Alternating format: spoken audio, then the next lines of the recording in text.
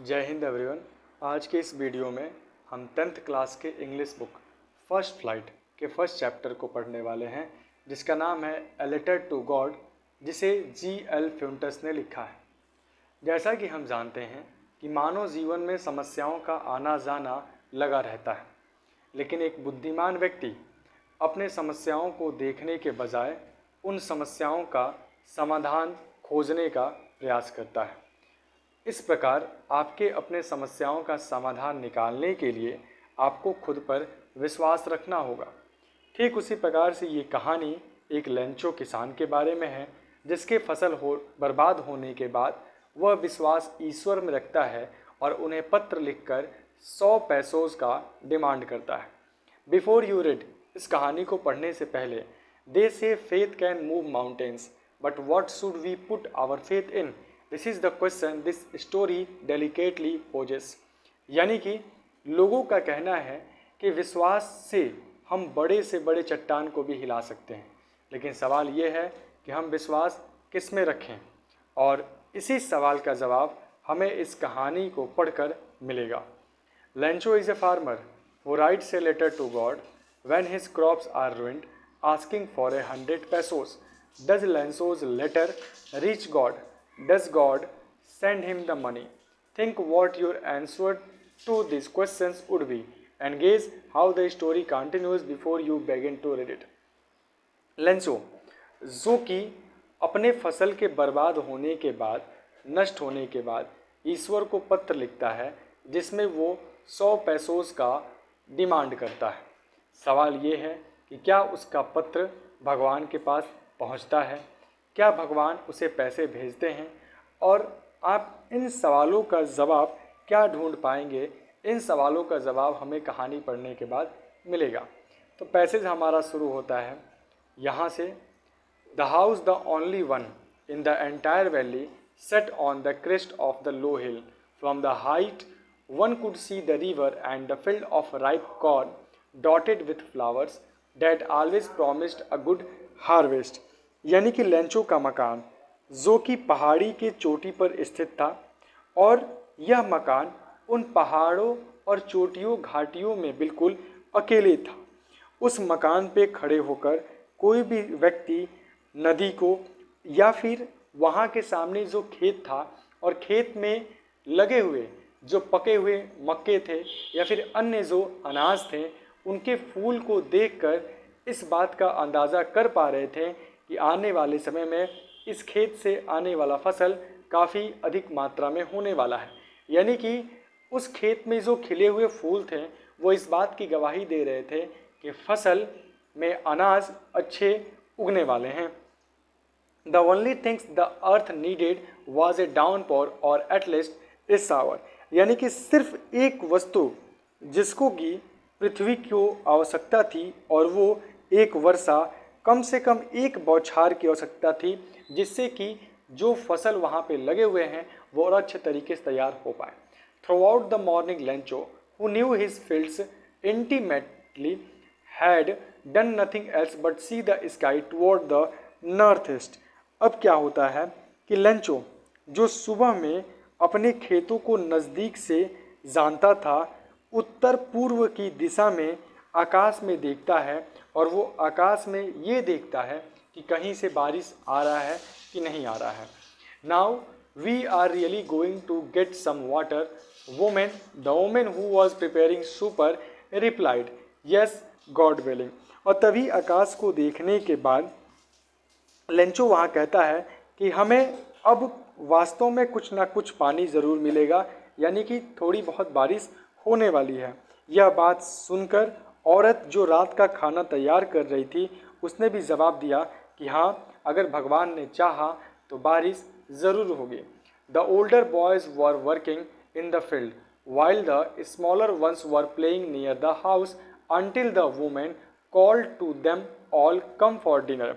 अब क्या होता है कि जहाँ पर वो लेंचो और वो औरत थी, वहीं पर कुछ लड़के भी थे। तो बड़े उम्र के लड़के जो खेतों में काम कर रहे थे, और वहीं छोटे उम्र के लड़के अपने घर के आसपास खेल रहे थे। और ये दोनों, चाहे बड़ा उम्र का लड़का जो खेतों में काम कर रहा है, चाहे छोटे बच्चे जो घर के आसपास खेल रहे हैं वो अपने काम को तब तक करते हैं जब तक कि इनकी माँ उन सब को खाने के लिए ना बुलाती हैं। समझ में आ गया? It was during the meal that, just as Lencho had predicted, big drops of rain began to fall। यानी कि खाने के समय बिल्कुल जैसे ही लेंचो ने भविष्यवाणी किया था ठीक उसी प्रकार से खाते समय वर्षा की बड़ी बड़ी बूंदें धरती पर गिरना शुरू हो गई। समझ में आ गया? In the northeast, huge mountains of clouds could be seen approaching. The air was fresh and sweet। और वहीं दूसरी तरफ देखा जाए तो उत्तरी और पूर्व दिशा में बादलों का एक विशाल पर्वत जैसा, मतलब कि बहुत बड़े बादल का टुकड़ा इनके खेत की तरफ चल रहा था और जो हवा है वो बहुत शुद्ध, ताज़ी और मधुर चल रही थी। The man went out for no other reason than to have the pleasure of feeling the rain on his body। वह व्यक्ति जो अपने शरीर पे गिरते हुए वर्षा के बूंदों का आनंद लेने के लिए घर से बाहर चला आता है। And when he returned, he exclaimed, "These aren't raindrops falling from the sky. They are new coins. The big drops are 10 cents pieces and the little ones are 5s। और वो व्यक्ति जब बारिश से या फिर वर्षा की बूंदों का पानी का आनंद लेने के लिए जब वो घर से बाहर निकलता है और फिर कुछ समय बाद वापस आता है तो वो आश्चर्यचकित होकर कहता है कि ये आकाश से गिरते हुई जो पानी हैं ये पानी की कोई बूंद नहीं है बल्कि ये नए सिक्के हैं। वर्षा की बड़ी बूंदें जो कि 10 सेंट हैं और छोटी बूंदें 5 सिक्के हैं। समझ में आ गया? मतलब कहने का ये है कि हम जानते हैं कि लेंचो के खेत के फसलों को सिर्फ और सिर्फ वर्षा की ज़रूरत थी, पानी की ज़रूरत थी और वो जो पानी की बूंदें गिर रही थी उस पानी के बूंदों से खेत को सिंचाई मिलता, यानी खेत सिंचाई होता और तत्पश्चात इसके जो फसल हैं वो और अधिक मात्रा में ग्रोथ करते हैं। इसीलिए जो फसल ग्रोथ करता उसको ये बेचकर पैसे कमाता। तो ठीक उसी प्रकार से किसान के लिए बारिश बहुत महत्वपूर्ण होता है। उन किसान के लिए पानी से ज़्यादा मूल्यवान कोई वस्तु नहीं है और उनके अनाज से ज़्यादा। ठीक उसी प्रकार से लेंचो बारिश के बूंदों को पैसों से कंपेयर करता है। With a satisfied expression he regarded the field of ripe corn with its flower draped in a curtain of rain। और इन सभी के बारे में चर्चा करते हुए बिल्कुल संतुष्टिपूर्ण भाव से उसमें जो पके अनाज को इसके फूलों के खेतों में देखा, वर्षा के कारण ये सब कुछ ढक चुके थे। यानी कि जो अनाज और जो फसल वहाँ दिखाई पड़ रहे थे उनमें बारिश होने के कारण ये सब अब बारिश के पानी से इसका जो सतह था वो ढक रहा था, यानी कि इसकी सिंचाई अच्छे तरीके से हो रही थी। तभी क्या होता है कि but suddenly a strong wind began to blow and along with the rain very large hail stones began to fall. This truly did resembles new silver coins। The boys exposing themselves to the rain ran out to collect the frozen pearls। अब क्या होता है कि जैसे ही वहाँ पर खेत को सिंचाई हो रहा था खेत बारिश के पानी से, तभी अचानक एक तेज़ हवा बहने लगता है और वर्षा के साथ बहुत बड़े बड़े ओले गिरने भी, ओला मीन्स आइस जो होता है वो गिरना शुरू हो जाता है। ये वास्तव में नए चांदी के सिक्कों से मिलते जुलते थे।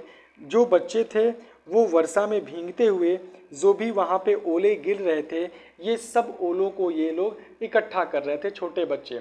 लेकिन वही ओला जो लेंचो किसान के लिए बहुत बड़ा चिंता का विषय अब बन चुका था। It is really getting bad now exclaimed the man. I hope it passes quickly. It did not pass quickly. अब वो व्यक्ति गिरते हुए बर्फ़ के टुकड़ों को देख कर कहता है ये तो बहुत बड़ी समस्या की बात है, शायद ये कुछ समय के बाद बंद हो जाए। लेकिन अफसोस की बात है कि ये जो बर्फबारी था ये जल्दी बंद नहीं होता है।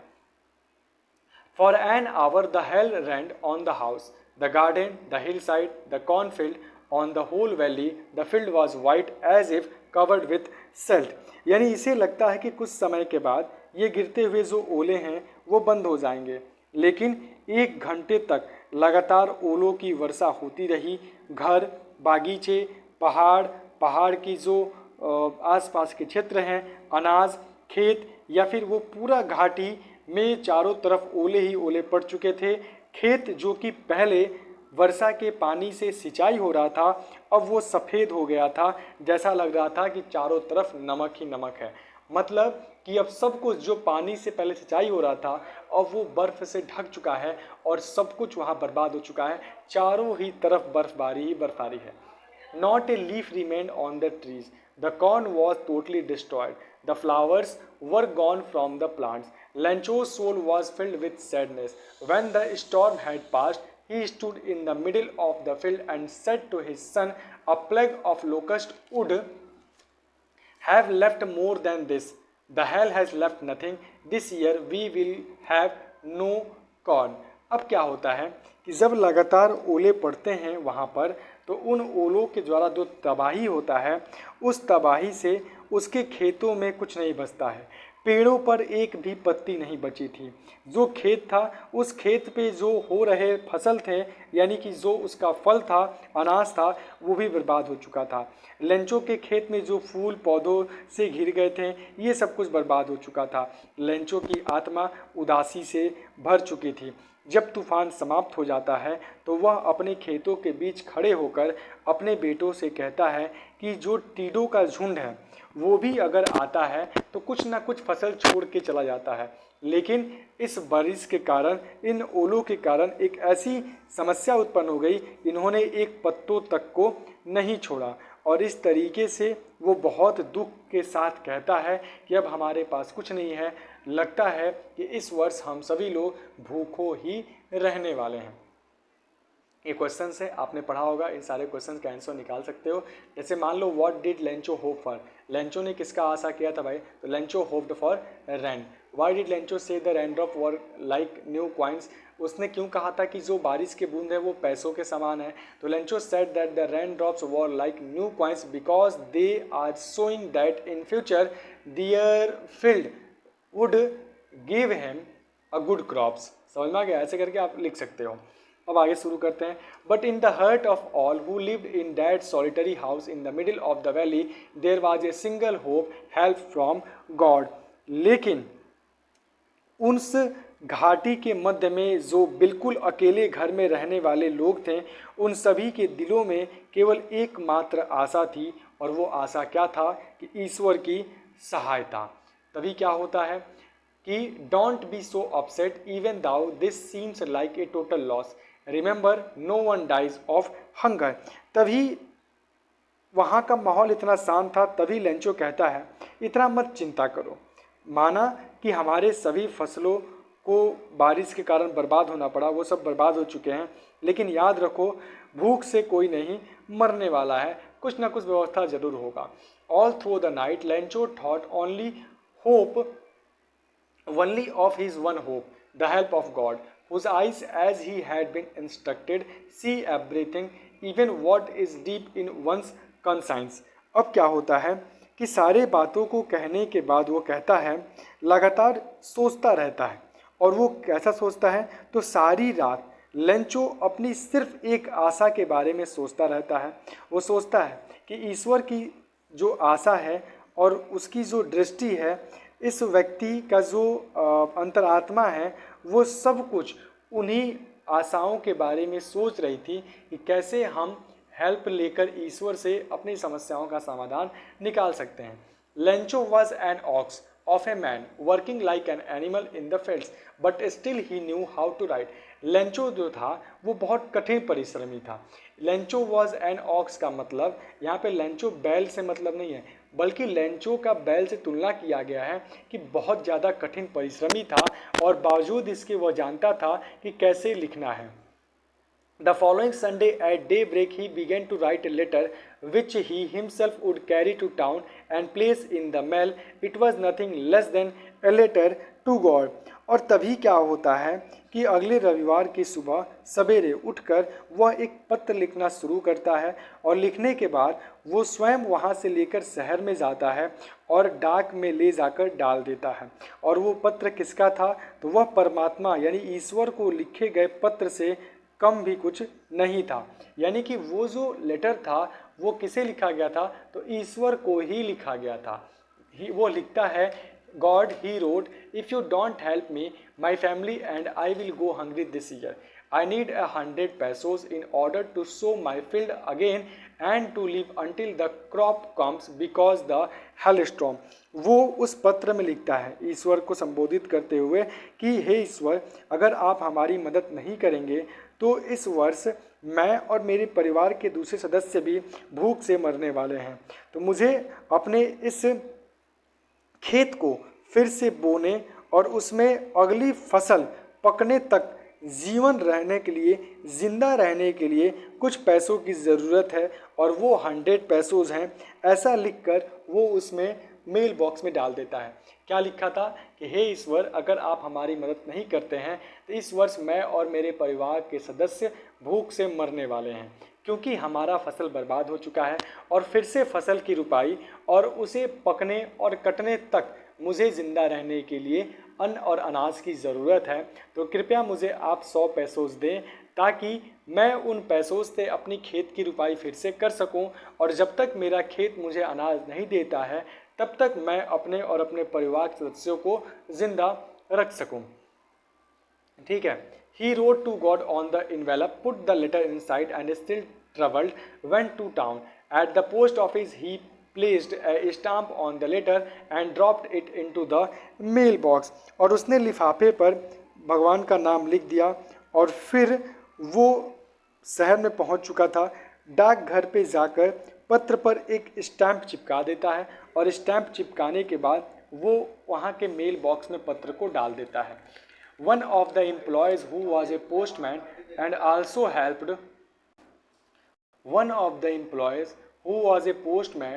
also helped at the post office went to his boss laughing heartily and showed him the letter to God। अब क्या होता है कि डाकघर में जो एक कर्मचारी था, वो कर्मचारी जो डाकिया भी था, वो डाकघर में सहायता भी करता था। तो वो क्या करता है कि उस पत्र को लेता है और बहुत तेज़ी से हंसते हुए अपने बॉस के पास जाता है और फिर वो बताता है कि कैसे ईश्वर के नाम पर लिखे गए पत्र में क्या डिमांड किया गया है, यानी कि ये पत्र जो कि ईश्वर के नाम पर आया है। Never in his career as a postman had he known that address. और फिर वो ये बात भी कहता है कि मैं सालों से डाकिया का काम कर रहा हूँ, लेकिन आज तक मैंने कभी इस एड्रेस का बारे में नहीं सुना है। The postmaster, a fat amiable fellow, also broke out laughing, but almost immediately he turned serious and tapping the letter on his desk, commented, "What faith! I wish I had the faith of the man who wrote this letter, starting up a correspondence with God." और तभी वहाँ पे बैठा हुआ जो postmaster था वो एक मोटा और खुशहाल मिजाज का एक व्यक्ति था जो पत्र को देखकर जोर से हंसता है, लेकिन तुरंत बाद वो गंभीर भी हो जाता है। वह पत्र को अपने डेस्क पर थपथपाते हुए कहा कि क्या अद्भुत विश्वास है, यानी कि एक व्यक्ति का विश्वास इतना गंभीर है कि उन्होंने भगवान पर विश्वास करके पत्र लिखकर भेज दिया। काश कि इस पत्र जो लिखा गया है इसे परमात्मा से में मतलब जिस व्यक्ति ने इस पत्र को लिखा है उसकी परमात्मा में यानी कि ईश्वर में बहुत ज़्यादा आस्था है। उस व्यक्ति का ईश्वर में जो ये विश्वास है, उस व्यक्ति का ईश्वर में जो ये विश्वास है, उसके विश्वास को बनाए रखने के लिए वो फिर वो इस पत्र को अच्छे तरीके से पढ़ के इसके जवाब देने के बारे में सोचता है। So in order not to shake the writer's faith in God, the postmaster came up with an idea and answered the letter। यानी कि जो पत्र में लिखा गया है और इस पत्र में जो भगवान का एड्रेस दिया गया, इससे ये पता चलता है कि इस व्यक्ति का भगवान में अटूट विश्वास है। तो चूँकि इसका विश्वास डगमगाए ना, इसका विश्वास कायम रहे, पोस्टमास्टर के दिमाग में एक विचार आता है कि वह इस पत्र का उत्तर लिखकर भेजेगा। But when he opened it, it was evident that to answer he had needed something more than goodwill, ink and paper. But he stuck to his resolution. He asked for money from his employees. He himself gave part of his salary, and several friends of his were obliged to give something for an act of charity।